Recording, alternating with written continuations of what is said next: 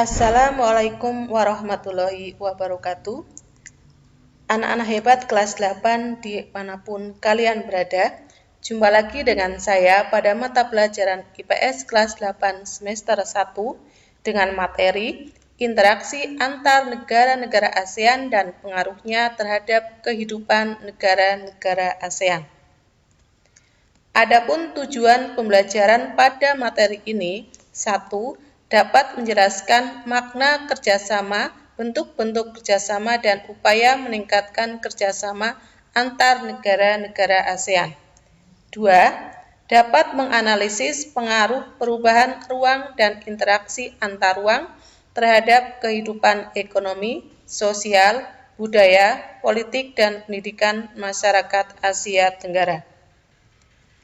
Baiklah anak-anakku, kalian simak penjelasan berikut ini. Hubungan atau interaksi antar negara semakin diperlukan seiring dengan munculnya perkembangan zaman dan berbagai macam kebutuhan yang berbeda-beda dari tiap-tiap negara. Ada beberapa faktor pendorong hubungan kerjasama antar negara ASEAN. Yang pertama, adanya kesamaan dan perbedaan sumber daya alam. Yang kedua, adanya kesamaan dan perbedaan wilayah atau kondisi geografis. Amati gambar yang ada sebagai bukti perbedaan dan kesamaan sumber daya alam.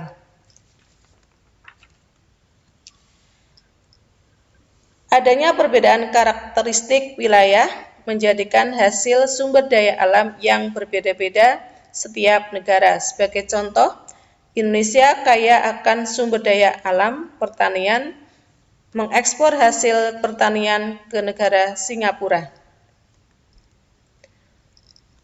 Faktor penghambat terjadinya hubungan antar negara. 1. Perbedaan ideologi. 2. Konflik dan peperangan. 3. Kebijakan protektif. 4. Perbedaan kepentingan tiap-tiap negara. Selanjutnya, bentuk-bentuk kerjasama antar negara-negara ASEAN di bidang sosial dan budaya, bidang politik dan keamanan, dan bidang pendidikan. Yang pertama, saya jelaskan bentuk kerjasama di bidang sosial dan budaya. Kerjasama ASEAN bidang sosial dilakukan agar tercipta kerukunan dan kemajuan bersama. Kerjasama bidang sosial dan budaya ini dilaksanakan oleh COSD atau Committee on Social Development. Bidang sosial menekankan kesejahteraan golongan berpendapatan rendah, perluasan kesempatan kerja, serta pembayaran upah yang wajar. 2. Membantu kaum wanita dan pemuda dalam usaha-usaha pembangunan. 3. Menanggulangi masalah-masalah perkembangan penduduk bekerja sama dengan badan-badan internasional. 4. Pengembangan sumber daya manusia. 5. Peningkatan kesejahteraan. 6. Program peningkatan kesehatan atau makanan dan obat-obatan. 7. Pertukaran budaya dan seni, Festival Film Indonesia. 8. Penandatangan kesepakatan bersama di bidang pariwisata ASEAN. 9. Penyelenggaraan pesta olahraga SEA Games. Selanjutnya, bidang politik dan keamanan. Bertujuan untuk menciptakan keamanan, stabilitas, dan perdamaian antar negara di ASEAN. Kerjasama politik ini menyepakati adanya zona perdamaian, kebebasan, dan netralitas, bebas senjata nuklir. Menciptakan ASEAN Regional Forum untuk membahas kasus-kasus terkini yang menjadi perhatian ASEAN. Contoh bentuk kerjasama politik dan keamanan antara lain: 1. Traktat Bantuan Hukum Timbal Balik di bidang pidana. 2. Konvensi ASEAN tentang pemberantasan terorisme. 3. Pertemuan para Menteri Pertahanan bertujuan untuk mempromosikan perdamaian dan stabilitas kawasan ASEAN. 4. Penyelesaian sengketa Laut Cina Selatan. 5. Kerjasama pemberantasan kejahatan lintas negara yang mencakup pemberantasan terorisme, perdagangan obat terlarang, pencucian uang, penyelundupan dan perdagangan senjata ringan dan manusia, bajak laut, kejahatan internet, dan kejahatan ekonomi internasional. 6. Kerjasama di bidang hukum, bidang migrasi dan kekonsuleran, serta kelembagaan antar parlemen. Selanjutnya, bentuk kerjasama bidang pendidikan. Di bidang pendidikan dilaksanakan sebagai upaya untuk meningkatkan kualitas pendidikan di Asia Tenggara dan meningkatnya daya saing internasional. Contoh bentuk kerjasama negara ASEAN dalam bidang pendidikan antara lain: 1. ASEAN Council of Teachers Convention di Sanur, Denpasar. 2. Penawaran beasiswa pendidikan. 3. Negara-negara ASEAN memanfaatkan beasiswa untuk belajar di berbagai universitas di negara-negara ASEAN dan Jepang. 4. Olimpiade bidang pendidikan di Asia Tenggara, di mana Pertamina menyelenggarakan OSN tahun 2015. Berikutnya, pengaruh kerjasama bidang ekonomi, sosial, politik, budaya, dan pendidikan terhadap kehidupan di ASEAN. Yang pertama, di bidang ekonomi.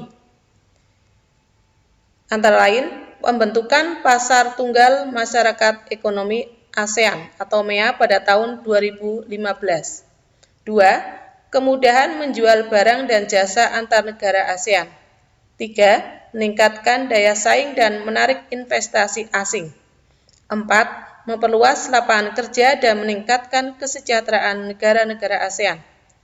5. Penyiapan sumber daya manusia untuk pasar tenaga kerja ASEAN ke depan. 6. Mengcover kebutuhan tenaga kerja antar negara-negara ASEAN, peningkatan kualitas pendidikan sebagai modal tenaga kerja. Selanjutnya di bidang sosial.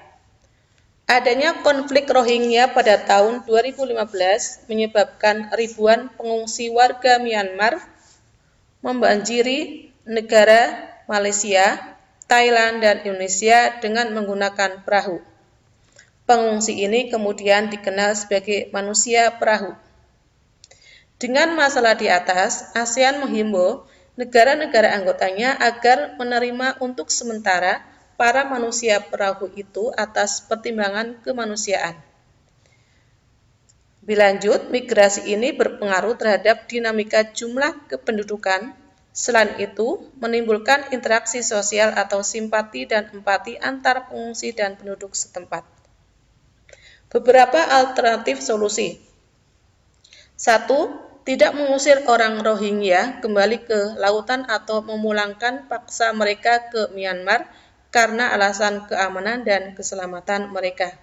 2. Memberikan bantuan dan penampungan sementara sekiranya ada warga Rohingya yang terdampar ke tanah Indonesia sebagai manusia ataupun yang masuk ke Indonesia dengan cara lain.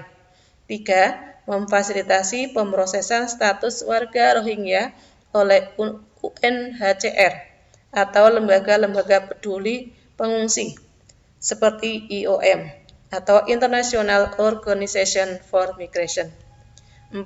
Membuat undang-undang yang jelas yang mengatur penanganan pencari suaka dan pengungsi. 5. Negara RI harus segera meratifikasi Konvensi Internasional tahun 1951 tentang status pengungsi dan protokolnya tahun 1967. 6. Negara RI harus berperan secara aktif dalam penyelesaian akar masalah Rohingya di Arakan, Myanmar melalui mekanisme bilateral maupun multilateral seperti ASEAN, OKI, PBB, dan lain-lain. 7. Semua pihak termasuk masyarakat Indonesia harus turut berperan aktif dalam mengkampanyekan perdamaian di Myanmar, dan penghentian kekerasan terhadap etnis Rohingya. Berikutnya, pengaruh perubahan ruang dan interaksi antar ruang di bidang budaya. Kebudayaan merupakan salah satu di antara 3 pilar utama ASEAN dalam proses mengarah ke tujuan membangun komunitas ASEAN secara berkesinambungan. Beberapa aktivitas lain sebagai dampak pengaruh perubahan kebudayaan ASEAN antara lain: 1. Adanya Festival Budaya ASEAN digelar di Kota Purwakarta, Jawa Barat, tanggal 29 Juni tahun 2013. 2. Perkemahan Budaya Serumpun ASEAN tahun 2017 di Kabupaten Siak. 3. Industri musik atau The Academy Asia. Perhatikan gambar di bawah ini. Selanjutnya, di bidang politik. Adanya kasus perbatasan wilayah. Kasus yang pertama, sengketa tentang Natuna. Pada tahun 2009, Tiongkok melalui gambar 9 titik yang ditarik dari Kepulauan Spratly di tengah Laut Tiongkok Selatan mengklaim Pulau Natuna sebagai wilayah zona ekonomi eksklusifnya. Pemerintah dalam hal ini harus lebih tertib dan tegas lagi dalam melakukan inventarisasi batas wilayah, terutama di pulau-pulau terluar. Yang kedua, kasus Pulau Sipadan dan Likitan. Malaysia mengklaim Sipadan dan Likitan menjadi milik negara Malaysia, yang akhirnya kasus ini dimenangkan oleh Malaysia. Yang kedua, pekerja migran. Contoh adanya kasus yang menjadi perhatian negara-negara ASEAN antara lain kerja paksa tenaga asing dengan biaya murah dan perdagangan pekerja rumah tangga migran. Beberapa alternatif solusi. 1. Bantuan teknis kepada kelompok kerja ASEAN untuk melakukan advokasi, lobby, konsultan regional dan nasional yang mengikat perlindungan tenaga kerja migran. 2. Pembentukan A2. ASEAN Domestic Workers Alliance adalah aliansi pekerja rumah tangga Asia tingkat regional. Kemudian pengaruh perubahan ruang dan interaksi antar ruang terhadap keberlangsungan kehidupan pendidikan di Asia Tenggara. Adanya ketimpangan mutu pendidikan antar negara anggota ASEAN menjadi salah satu kendala terbesar.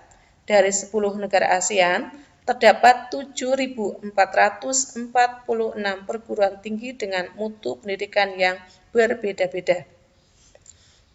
Beberapa hal yang dilakukan pemerintah Indonesia dalam rangka meningkatkan mutu pendidikan antara lain: 1. Peningkatan mutu pendidikan baik dosen, guru melalui proses sertifikasi, akreditasi, standarisasi pendidikan, peningkatan gaji dan kesejahteraan pendidik, rekrutmen pendidik yang profesional. 2. Reformasi menyeluruh dalam sistem pendidikan. 3. Kemudahan dalam mengakses informasi dalam menunjang proses KPM. 4. Peningkatan kualitas objek pelajaran, metode pembelajaran yang variatif. Demikian pembelajaran materi hari ini. Semoga dapat memberikan manfaat dan pemahaman terhadap materi. Saya akhiri. Wassalamualaikum warahmatullahi wabarakatuh.